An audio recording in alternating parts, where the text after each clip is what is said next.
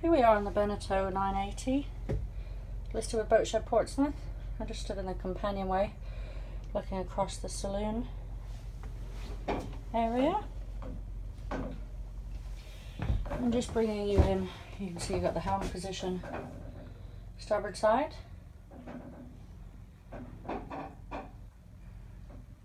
Nice condition boat. Galley to the port side.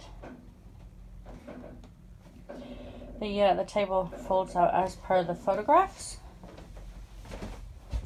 Just spinning you around looking aft towards the cockpit. And bringing you back round and down into the forward berth, of which you've got lots of nice storage.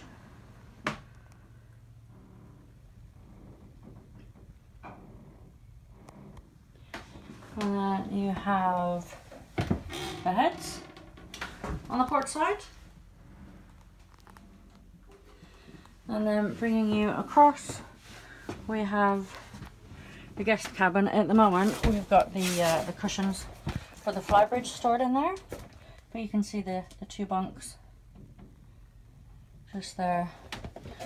And then looking aft, back up towards the helm position.